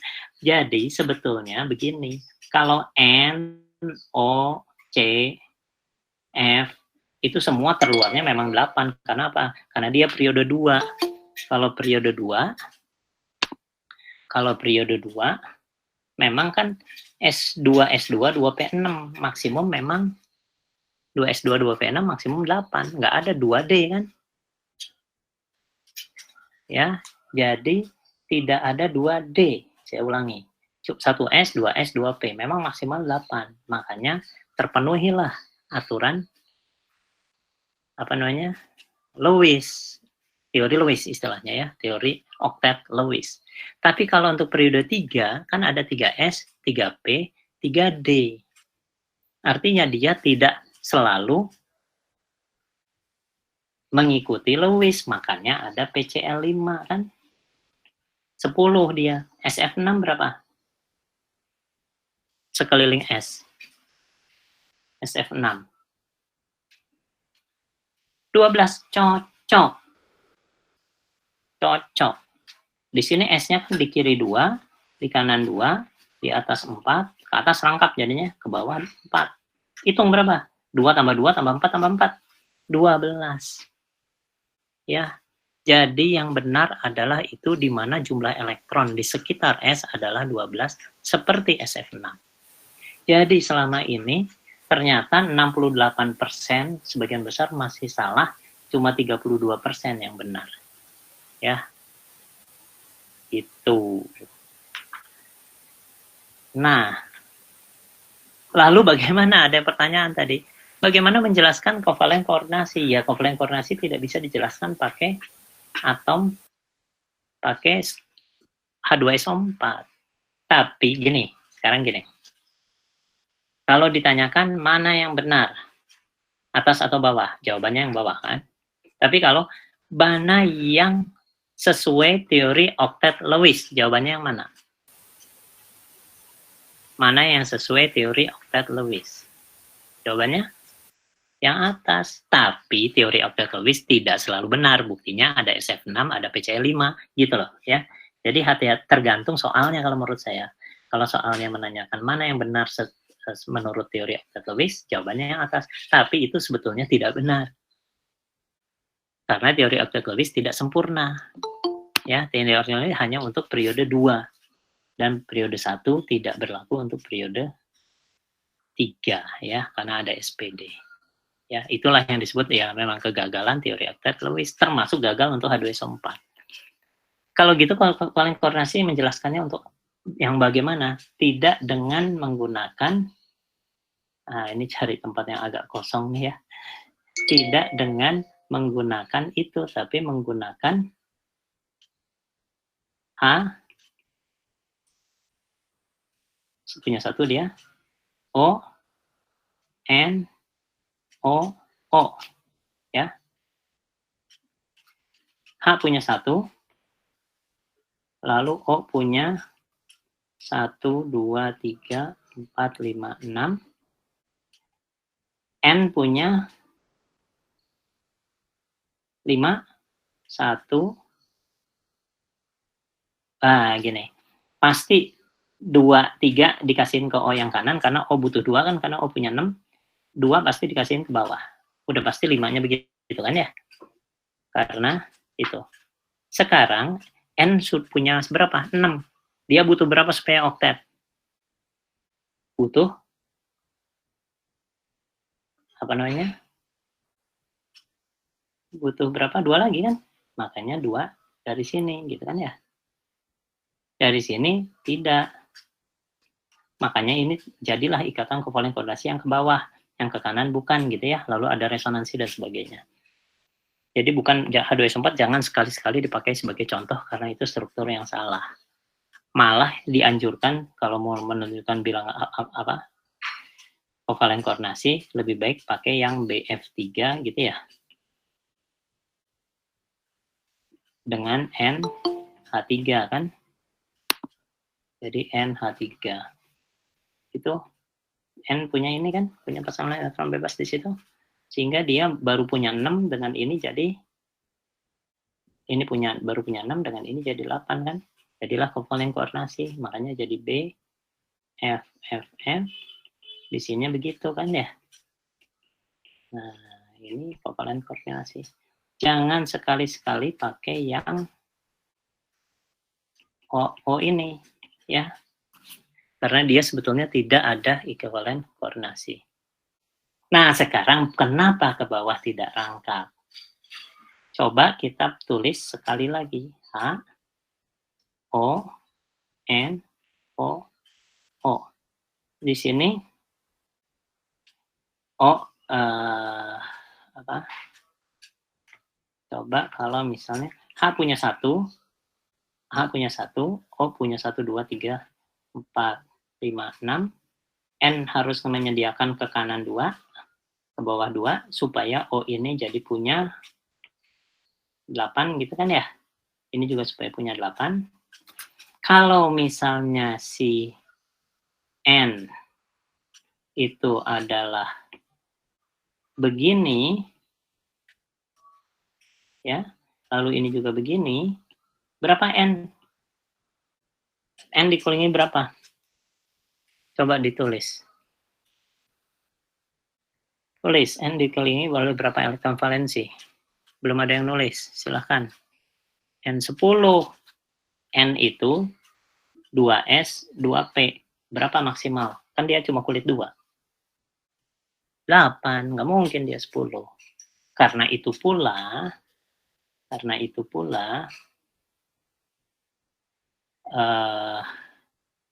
cari ruang kosong nih ya. Saya tidak punya. Di akhir aja. Nah, ini. Karena itu pula NH3 ada. PH3 ada. PH5 ada. NH5. Contoh lain. H2O ada.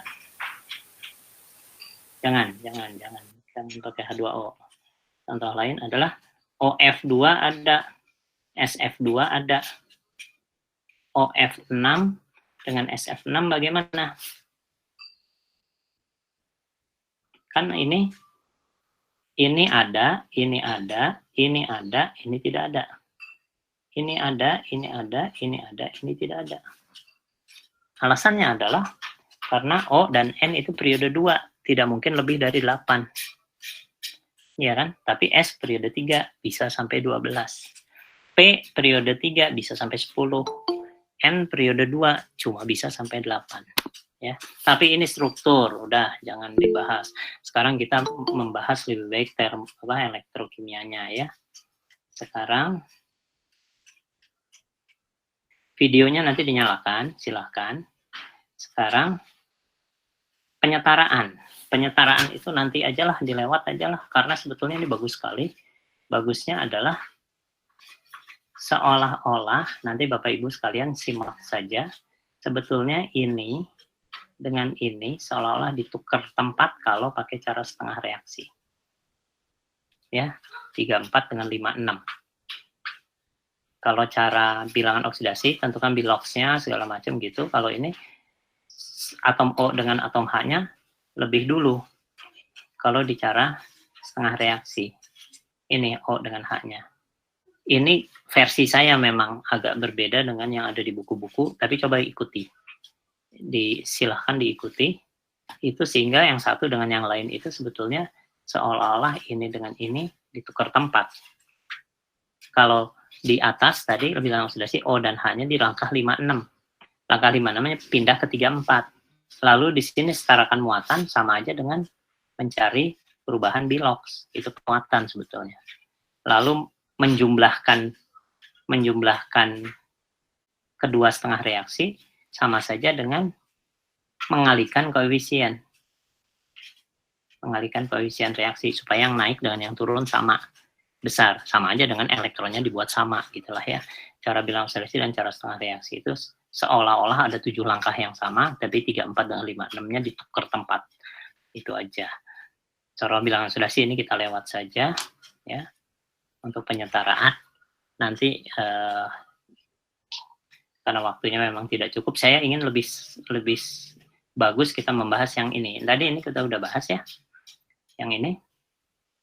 Sekarang kita lihat pembelajaran 3 dunia itu, perhatikan di sini, ini adalah pembelajaran yang ini. Nah, yang ini itu adalah pembelajaran dunia makroskopik kan ya. Kita ngelihatnya begini sehari-hari. Yang ini adalah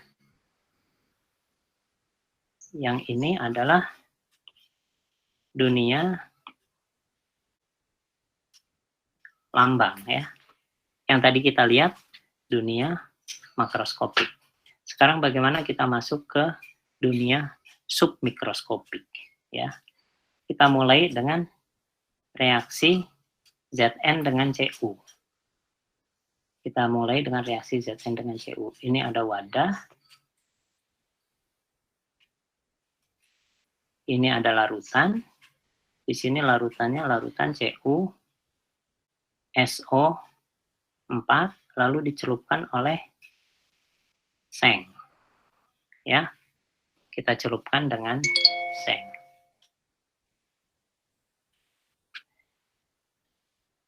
Sengnya ini lebih mudah mengalami oksidasi dibanding Cu. Maka apa yang terjadi? Si seng itu condong untuk memberi elektron. Jadi seng dibanding Cu ya, lebih condong memberi elektron dibanding Cu. Ya. Sehingga apa yang terjadi? Si seng itu condong untuk menawar-nawarkan elektronnya. Jadi di sini ada elektron nih. Jadi kalau kita gedein,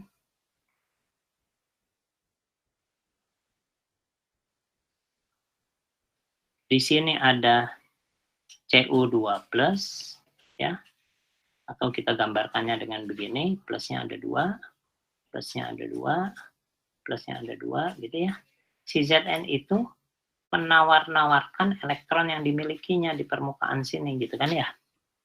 Tapi dia masih netral si Zn karena Zn2+ selalu ditemani oleh 2 negatif. Si Cu masih sedang berenang-renang bersama si sulfat kan ya di dalam larutan. Gitu. Lalu untuk reaksi Zn tambah CuSO4, si Cu itu rupanya tertarik sama tawaran elektron ini, akhirnya dia mendekat kan ya ke sana. Setelah mendekat, dia mengambil 2 elektron dari permukaan Zn, sehingga Zn yang tadinya netral karena 2 elektronnya diambil, dia menjadi Zn2+ tambah 2 elektron. Ini 2 elektronnya ini yang diberikan kepada si Cu. Bapak Ibu sekalian pasti sudah ngerti itu. Cuma maksudnya adalah kita bisa bercerita kepada siswa di level ini karena kebanyakan pembelajaran lebih sering di level dunia lambang dengan dunia makroskopik. Jadi kita ceritanya gimana? Ada seng berwarna keperakan, lalu nanti di bagian bawahnya ini ada lapisan Cu yang warnanya coklat apalah gitu ya. Kenapa? Karena dia menempel di situ gitu kan. Itu kan sesuatu yang sifatnya makroskopik. Kalau di dunia lambang sebetulnya dunia atom dan molekul atau dunia submikroskopik, kenapa disebut sub? Karena mikron itu ukuran 10⁻⁶ meter, itu untuk ukuran sel. Padahal hidrogen itu 10 pangkat min 10 jari-jarinya. Diameternya itu 10 min 10, seper 10.000 dari mikron. Ya, makanya sering disebut bukan mikroskopis, tapi submikroskopis. Karena atom itu seper 10.000-nya dari mikron, ya, yang bisa ditangkap oleh mikroskop. Nah, balik lagi sini. Nah, ini yang menarik. Si Cu itu yang tadinya sedang berenang-renang bersama pasangannya, tertarik dengan elektron yang ditawarkan oleh Zn, ternyata ketika dia mendekat ke sana dan menerima elektron yang kelihatannya menarik itu, dia kehilangan dua hal. Kehilangan apa? Yang pertama, kehilangan kebebasannya. Jadi kebebasannya direnggut. Maksudnya kebebasan direnggut, ternyata setelah menerima elektron jadi Cu itu Cu logam, sebagai logam dia nggak bisa berenang-renang lagi. Berenang-renang hanya sebagai ion, gitu kan ya. Jadi dia kebebasannya terenggut. Selain kebebasannya terenggut, pasangannya pun direbut. Maksudnya apa itu pasangannya direbut? Jadi kebebasannya terenggut dan pasangannya direbut. Kenapa? Karena tadinya kan dia lagi berenang-renang Cu2+ dengan SO4 mimin di mana? Di kolam renang situ kan. Tahu-tahu dia tertarik sama apa ya? Apa istilahnya tuh? Si Zn tuh nawarin apa istilahnya? Nawarin kenikmatan untuk memperoleh elektron kan, plus sama min saling tarik menarik gitu ya. Elektron itu mengkilap lagi kan, di permukaan logam Zn itu mengkilap kelihatannya kan ya. Jadi itu ada yang cantik di situ gitu kan ya. Dia dekati, dia ambil 2 elektron, ternyata dengan mengambil 2 elektron kehilanganlah kemampuannya untuk berenang-renang. Dia nempel di sini jadi si Cu. Makanya dia melapisi transaksinya di permukaan. Jadi transaksi elektronnya di permukaan. Kenapa itu? Karena itu menjelaskan kenapa si Cu itu tidak mengendap di dasar larutan, tapi nempel di situ karena transaksinya di permukaan. Transaksi elektron, bukan transaksi narkoba atau apa ya. Dia nerima elektron itu. Nah, yang menarik adalah si Zn yang tadinya dia nawarin karena Zn ingin berenang-renang kan, ini nggak bisa berenang nih si Zn. Pas jadi Zn2+ bisa berenang. Ketemulah dengan SO4 kan. Akhirnya dia berenang-renang dengan si sulfat di dalam larutan, si Cu yang menempel di sini, tinggal gigit jari aja melihat pasangannya sudah direbut ya. Selain kebebasannya terenggut, pasangannya direbut gitu kan. Ganti posisi ya. Jadi si Cu nempel, si Seng keluar. Tapi pasti lebih berat akhirnya logamnya. Kenapa? Seng lebih ringan daripada salah. Lebih ringan ya. Karena Seng itu kan di kanannya Cu ya. Ya gitulah. Nah, sekarang bagaimana kita beralih ke sel volta? Kita bisa ceritakan begini. Kan ini ada transaksi nih di permukaan.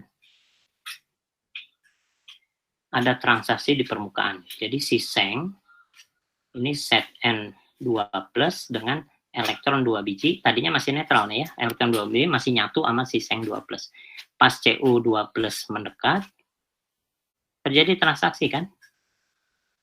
Ya. Si elektron dikasihkan ke Cu sehingga Cu-nya jadi nggak bisa berenang-renang lagi. Si Seng-nya menjadi Seng 2+. Jadi sekarang akhirnya pemikirannya begini.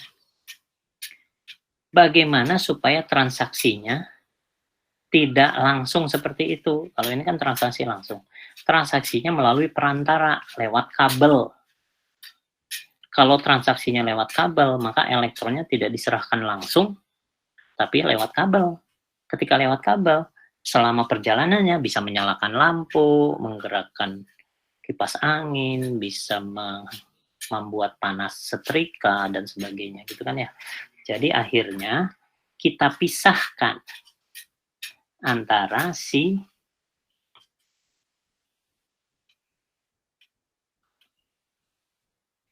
Sengnya kita buat di kanan ya.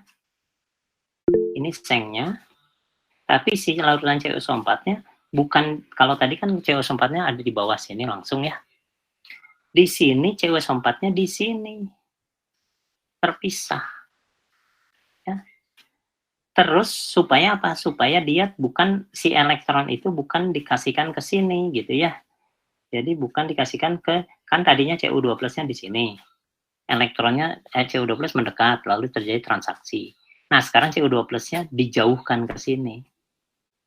Ya kan? Jadi akhirnya karena dijauhkan, yang terjadi adalah, bentar, ini saya hilangkan dulu Cu2 plus yang di kanan ya. Jadi, ini kita hilangkan dulu. Oke. Jadi ini Cu2 plusnya dipindahkan ke kanan, sehingga untuk memberi kepada Cu tidak transaksi langsung, tapi diberikan lewat kabel, masuk ke elektroda, ke logam, baru di sini si Cu2 plus di permukaan logam yang ini dia terjadi transaksi, nerima elektron dari nun jauh di sana, gitu kan ya. Jadi prinsipnya cuma sekedar memisahkan reduktor dan oksidator, memisahkan yang mau memberi elektron dengan yang mau menerima elektron, sehingga ini bisa dimanfaatkan untuk menyalakan lampu dan sebagainya. Ya, jadi dari reaksi di halaman sebelumnya dengan ini bedanya itu saja. Cuma lalu di sini larutan apa dong? Dengan sendirinya supaya dia diberikan ke Cu2 plus yang jauh itu, maka yang dijadikan larutan di situ harus yang tidak bisa bereaksi dengan seng. Makanya seng sulfat. Alasannya jelas, karena kalau seng ketemu seng sulfat, lalu ini elektron pindah ke sana menjadi seng 2 plus tambah seng, kan sebetulnya tidak terjadi apa-apa, cuma tukeran posisi atom yang sama. Jadi makanya dia menjadi tidak menghasilkan suatu senyawa yang baru. Ini juga begitu sama, karena ini CuSO4 maka logamnya diganti Cu, supaya si Cu dan CuSO4 tidak saling bereaksi, gitu kan ya. Jadi elektronnya gitu. Sekarang pertanyaan berikut. Ini misalnya pakai ini ya, pakai kabelnya begitu ya. Saklar, ada saklar. Sekarang saya tanya, ketika saklar belum disambungkan, artinya elektron ini belum jalan ke sini, saya tanya di sini, Cu2 plus, konsentrasi Cu2 plus dan konsentrasi SO4 min lebih besar yang mana? Coba tulis di chat. Cu-nya lebih banyak, kalau belum dihubungkan ya, belum dihubungkan dengan kabel. Cu-nya lebih banyak atau Zn-nya lebih banyak? Cu2 plusnya maksud saya. Begitu juga pertanyaan yang kanan. Di dalam larutan ini, Zn2 plusnya dengan SO4 min-minnya, kemolarannya, besaran yang mana?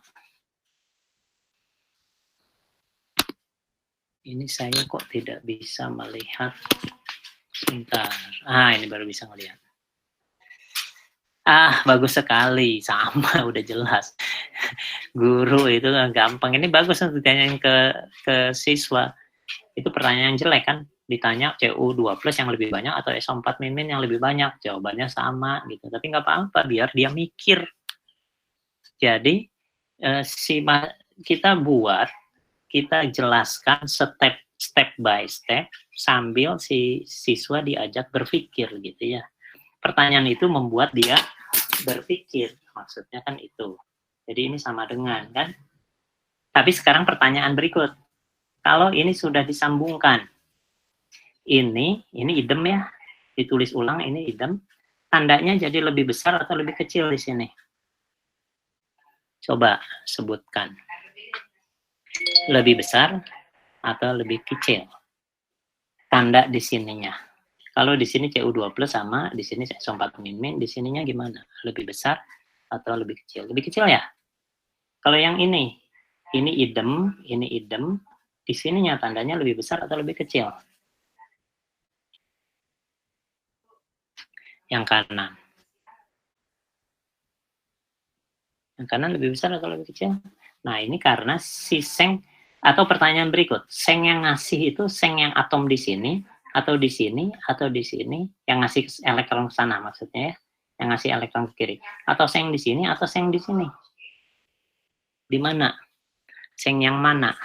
Seng yang di 1 atau di 2 atau di 3 atau di 4 atau di 5. Coba sebut. Seng yang si elektron ke kiri. Ini lebih besar ya. Akibat sengnya, seng yang 1, 2, 3, 4, 5. Yang mana? Gini, kalau seng 1 yang ngasih, dia itu tidak stabil, positifnya tidak stabil. Dikasihlah elektron dari tetangganya ini. Pindah ke sana. Ini positif tetap tidak stabil, dia kasih ke sana. Bisa saja ini yang memberikan, tapi estafet. Ini kalau sudah ngasih ke sini, ini menjadi Zn2+ yang bisa masuk ke dalam air dan distabilkan, terhidrasi oleh air. Kita sebutnya ya.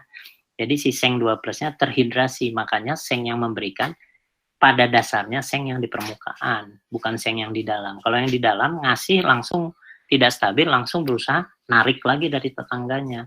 Jadi ngasihnya nggak rela kalau yang di dalam ini. Ngasih langsung ngambil dari tetangganya, ngasih langsung ngambil dari tetangganya. Tapi kalau yang di sini ngasih, terusnya dia masuk ke dalam air. Kalau sudah dalam air kan dia 2+ Zn2+ ini jadi stabil. Cuma pertanyaan saya, stabilnya yang atas seng di dalam air atau yang bawah? Coba tulis, atas atau bawah. Ya nanti saya ulangin, Pak Bu Supriyatna. Yang atas atau yang bawah? Ada yang bilang yang bawah, ada yang bilang atas. Ini artinya banyak juga yang bilang atas, banyak yang bilang bawah. Gini maksudnya, begini itu maksudnya H, O, H.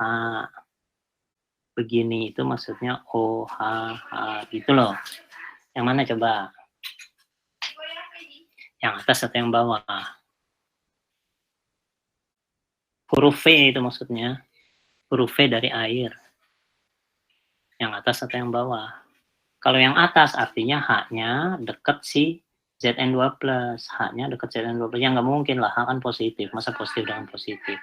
Tidak ada keanehan itu di dunia elektrolit. Yang adanya cuma di dunia manusia saja. Nah sekarang ini, kalau ini O, ini H, nah baru bisa. Gitu kan? Jadi si O-nya yang mendekat ke Zn. Nah inilah yang disebut proses hidrasi yang menstabilkan Zn. Sehingga Zn-nya bisa berenang-renang, bisa stabil ada di dalam air. Itulah kira-kira. Nah ini udah benar kan? Tanda lebih besar, lebih kecilnya ini ya. Sekarang pertanyaan berikutnya. Jadi larutan kanan ini menjadi larutan positif atau larutan negatif? Tulis larutan positif atau larutan negatif. Yang ini. Jadi larutan positif atau larutan negatif. Yang bawah betul Bu. Oh, ya. Larutan positif ya, karena seng plusnya masuk ke dalam air, sulfatnya tetap segitu-segitu saja. Tadinya kan sama seng sama sulfat, tapi sekarang sengnya bertambah karena ada seng masuk ke dalam air. Dia jadi berenang-renang. Sedangkan Zn CO2+ yang tadi terenggut kebebasannya itu kan, ya, jadi dia menerima elektron. Tapi untungnya dia masih lebih bisa nerimo di sini dibanding yang reaksi sebelumnya. Kenapa? Walaupun dia tidak terenggut kebebasannya, tetap bisa dikunjungi oleh SO4 sekali-sekali. Karena sulfatnya tidak direbut oleh Zn2+, karena Zn2+-nya nggak ada di sini. Kalau kasus tadi kan Zn2+-nya masuk berenang-renang, langsung bermain riang gembira dengan si sulfat kan. Kalau untuk reaksi yang di atas itu tadi. Kalau sekarang dipisah tempat kan, jadi si Cu2+ walaupun gigit jari nggak bisa ngapain, ini sudah terbaring lemas di tempat tidur gitu ya, masih bisa dirawat sama si sulfat, sekali-sekali datang si sulfatnya, karena sulfat tidak itu. Cuma sekarang begini, tetap aja nanti gigit jari. Kenapa? Ini larutan apa aja? Larutan negatif atau larutan positif yang kiri? Larutan positif atau larutan negatif yang kiri ini? Negatif, karena Cu-nya nempel ke situ, sulfatnya jadi lebih banyak kan ya. Karena Cu2+ yang ini sininya berkurang nih. Sininya benar, saya susah nunjukin kalau di layar komputer ya, nggak kelihatan tangan saya. Nah, sekarang pertanyaan berikutnya. Kan elektron bergeraknya ke sini. Lihat yang saya kasih kotak. Dari kanan ke kiri. Pertanyaan saya, dengan ini larutan ini menjadi larutan positif dan yang kiri itu menjadi larutan negatif gitu ya. Ini larutan positif. Perubahan menjadi larutan negatif di kiri dan larutan positifnya kira-kira menghambat atau mendorong terjadinya aliran elektron ini. Akan menghambat atau malah mempercepat. Tulis, memperlambat atau mempercepat. Mendorong aliran elektron atau menghambat. Menghambat karena apa? Karena larutan positif itu akan narik elektron ini. Elektron ini jadi susah pergi karena ditarik oleh positif ini dan ditolak oleh si negatif ini. Ya, si elektron mau datang ke larutan negatif ya nggak bisa. Akhirnya apa yang terjadi? Kalau ini dinyalakan, si lampu ini nyalanya cuma nyala 1/1.000.000 detik saja. Atau 1/100.000 detik, alias nggak kelihatan nyala. Artinya aliran cuma terjadi sebentar, langsung yang kanan jadi positif, yang kiri negatif, langsung terhambat. Kalau orang fisika bilangnya ini masih rangkaian terbuka, ngomongnya gitu aja. Harus rangkaian tertutup baru ada arus. Kalau orang kimia bisa menjelaskan lebih detail. Di kanan positif dan negatif, arusnya tidak bisa sustain, istilahnya ya, tidak bisa sustain. Sehingga si lampu tidak bisa nyala terus. Apa caranya supaya lampu nyala terus? Ada yang tahu? Nah, ini pasti tahu guru. Cuma maksudnya jadi ini kalau kita menjelaskan ke siswa, diberilah suatu cara untuk bisa menyuplai ion. Ke sini disuplailah ion positif supaya menetralkan yang negatif. Jadi disuplaikanlah ke sini ion negatif. Makanya diberikanlah jembatan garam yang di dalamnya ada agar dengan KNO3 misalnya ya. K plusnya ke kiri atau ke kanan? Tulis kiri atau kanan? K plus. Ya ke kiri untuk menetralkan. Jadi fungsi jembatan garam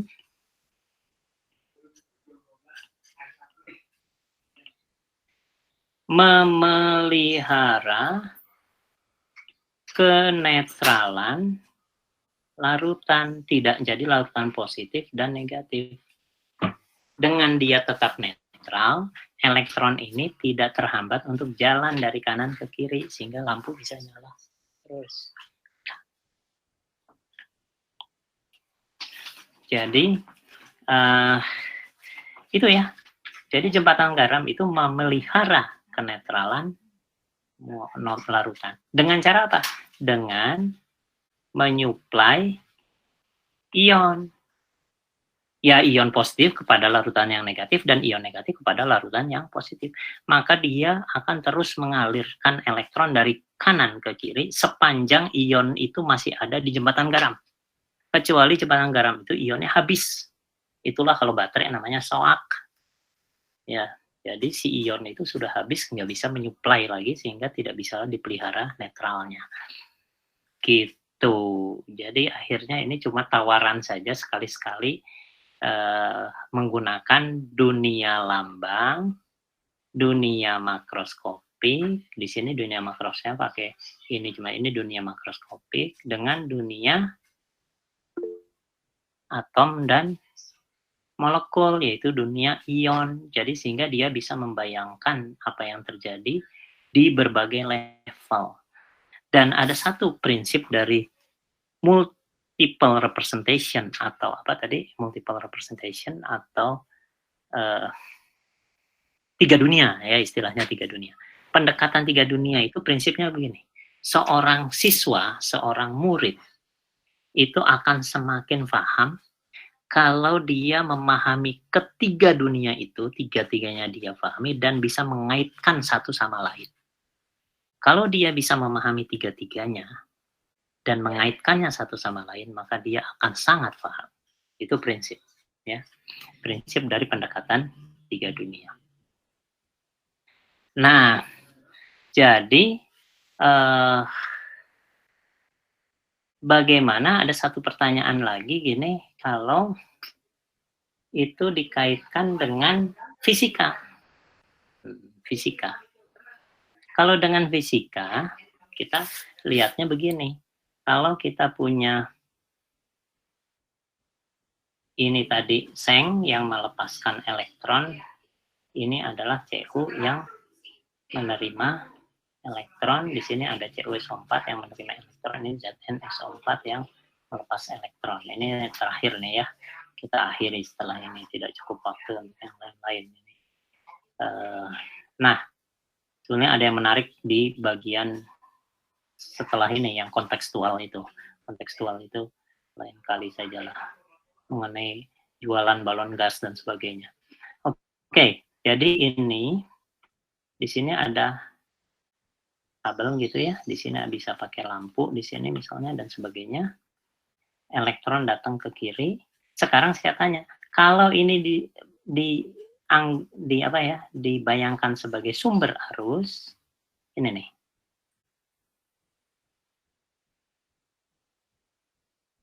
Nah, itu sumber arus, baterai, sumber arus, seperti baterai. Lalu ini nongol kutub. Saya tanya, yang kanan kutub positif atau kutub negatif?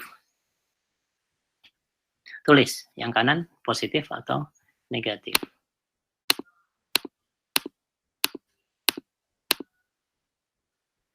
Oh, gambarnya nggak ada ya? Oh, ada keluar tuh. Masih ada kok. Yang kanan positif atau negatif?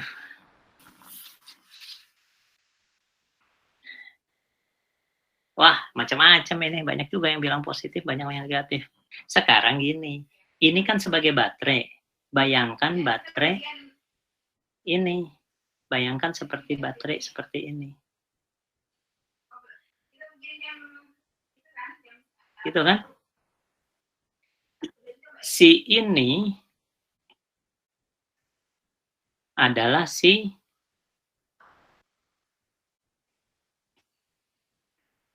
kotak ini kan. Si kotak ini adalah sumber arus. Ini kutub negatif, ini kutub positif. Gitu kan? Elektron keluar dari kanan atau dari kiri? Dari gambar atas ini. Keluar ke arah kanan atau keluar ke arah kiri dari baterai tersebut. Tulis, kanan kiri.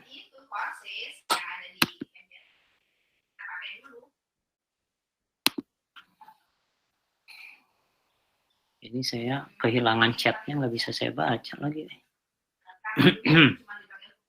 Yang ini elektron ke sana kan keluar dari kutub negatif. Makanya kalau ini elektron, ini pasti kutub negatif. Ini kutub positif. Elektron selalu keluar dari kutub negatif menuju kutub positif melalui rangkaian luar. Jadi sebagai baterai ini kutub negatif. Ini kutub positif. Ya. Jadi gampang, yang dihafalkan jangan ini hang. Sebentar. Tempat oksidasi. Ini yang dihafalkan. Jangan katoda negatif positifnya. Ya. Selalu reduksi oksidasinya. Jadi ini katoda atau anoda yang kanan? Tulis. Yang kanan anoda kan ya? Karena mengalami oksidasi si Zn menjadi Zn2+. Ini katoda karena reduksi. Gampang ingatnya, ini karena huruf mati, huruf hidup. Ini yang harus dihafalkan. Kalau positif negatifnya tinggal suruh mikir fisika gitu ya. Suruh mikir fisika. Dan sekarang yang menarik begini. Yang menarik adalah, jadi ini anoda, katoda. Jadi anoda akhirnya negatif, katoda positif. Tapi nanti elektrolisis, anoda positif, katoda negatif. Kenapa? Karena positif negatifnya berdasarkan baterai yang dipasang di luar. Tapi sekali lagi, jangan hafalkan plus minusnya. Yang dihafalkan adalah katoda reduksi, anoda oksidasi. Positif negatifnya suruh mikir. Mikirnya dari fisika. Gitu. Dari fisika. Jadi jangan kenap. Kepan. Jadi kepan kenap. Katoda positif, anoda negatif, atau katoda negatif, anoda positif. Kepan kenap. Yang ini satu untuk sovolta, yang satu untuk elektrolisis. Nah, inilah yang menjelaskan kenapa dulu kita kan dulu pakai potensial oksidasi. Di zaman dulu, kalau Bapak Ibu yang masih sudah sangat senior, dulu tidak pakai potensial reduksi, potensial oksidasi. Mana yang lebih mudah mengalami oksidasi? Zn kan? Maka Zn kalau dihubungkan dengan hidrogen terlihat 0,76. Cu dengan hidrogen 0,34. Mana yang diberi positif dan negatif? Dulu Zn-nya 0,76 si Zn. Dulu. Waktu kita pakai potensial oksidasi, karena dia mengalami oksidasi lebih gede. Karena dia lebih mengalami oksidasi, yang mengalami reduksi lebih kecil, karena yang kita pakai adalah potensial oksidasi. Cu min 0,34. Tapi orang fisika bilangnya ini kutub negatif. padahal Zn plus 0,76. Ini kutub positif, padahal Cu min 0,34. Akhirnya ada ketidaksesuaian antara ngomongnya orang fisika dengan omongnya orang kimia. Kata orang kimia yang positif adalah Zn, karena dia potensial oksidasinya lebih tinggi. Kata orang fisika, ini positif karena dari baterai itu elektron selalu keluar dari kutub negatif. Kebalik, akhirnya kimia ngalah. Ya sudahlah, kita ubah, jangan pakai potensial oksidasi. Di buku-buku lama selalu pakai potensial oksidasi. Kita mulai sekarang yang namanya potensial elektroda adalah potensial reduksi. Kalau potensial reduksi, Cu lebih mudah reduksi, ini positif. Ini akhirnya menjadi negatif. Sehingga sesuai antara fisika dan kimia. Jadi orang fisika baik sekali, orang kimia yang baik sekali mengalah ke orang fisika supaya kita akur gitu. Saya kira itu saja. Terima kasih. Kita pertanyaan aja 1-2, silahkan Pak Rizal, ada yang mau siapa tadi? Kalau mau ada pertanyaan sedikit 1-2. Kalau tidak ada ya sudahlah, kita ketemu lagi kapan-kapan. Ini jamnya sudah 10.35 ya. Jadi nanti terima kasih atas kehadiran Bapak Ibu sekalian. Tadi dari polling ternyata struktur dan ikatan yang itu sangat menarik, nanti struktur ikatan sebetulnya banyak penjelasan dunia atom dan molekul yang bisa diperhatikan. Iya, terima kasih. Assalamualaikum warahmatullahi wabarakatuh.